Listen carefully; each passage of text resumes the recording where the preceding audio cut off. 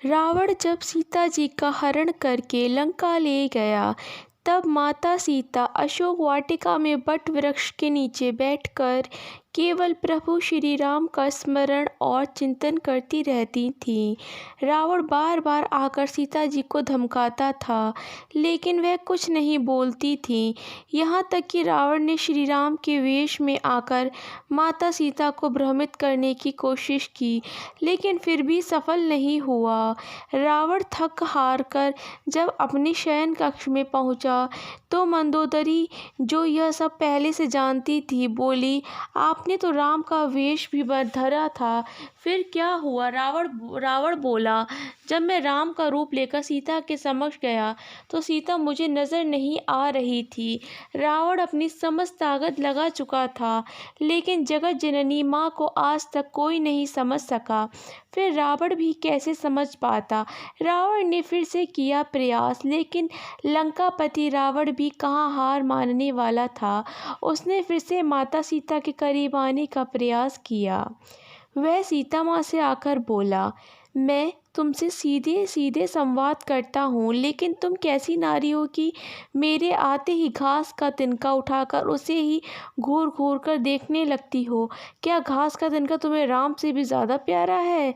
रावण के इस प्रश्न को सुनकर माता सीता बिल्कुल चुप हो गईं और उनकी आंखों से आंसू की धारा बह पड़ी।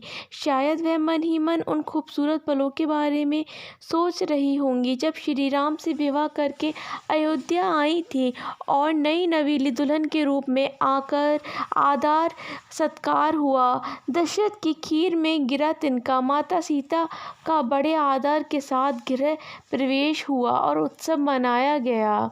उस वक्त एक परंपरा निभाई गई और उस परंपरा में उस घास का तिनके का रहस्य छिपा हुआ है। नववधू जब ससुराल आती है तो उसके हाथ से कुछ मीठा पकवान बनाया जाता है, ताकि जीवन भर परिवार के सदस्यों के बीच मिठास बनी रहे। इसलिए सीता जी ने उस दिन अपने हाथों से घर पर खीर बनाई और समस्त परिवार राजा दशरथ सहित चारों भ्राता और ऋषि संतों को परोसी। सीता जी ने जैसे ही खीर परोसना शुरू किया कि जोर से एक हवा का झोंका आया। सभी ने अपनी अपनी पत्तल संभाली। सीता जी कुछ समझ नहीं पाती कि राजा दशरथ जी की खीर पर एक छोटा सा घास का तिनका आकर गिर गया। सीता जी ने उस तिनके को देख लिया, लेकिन अब खीर में हाथ कैसे डालें, यह प्रश्न था। तब सीता जी ने दूर से ही उस तिनके को घूर कर जो देखा, तो वो तिनका जलकर राख का एक छोटा सा बिंदु बनकर रह गया। सीता जी ने मन ही मन सोचा कि अच्छा हुआ किसी ने नहीं देखा।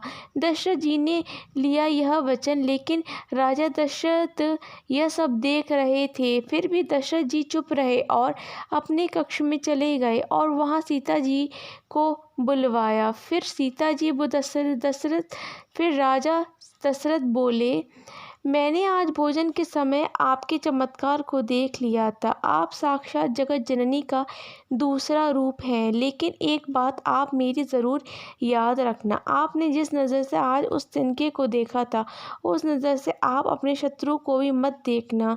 इसलिए सीता जी के सामने जब भी रावण आता था, तो वो उस घास के तिनके को उठाकर राजा दशरथ जी की बात याद कर लेती थी। सीता जी चाहती तो रावण को अपनी एक नज़र से ही भस्म कर सकती थी, लेकिन राजा दशरथ जी को दिए वचन की वजह से वह शांत रहीं।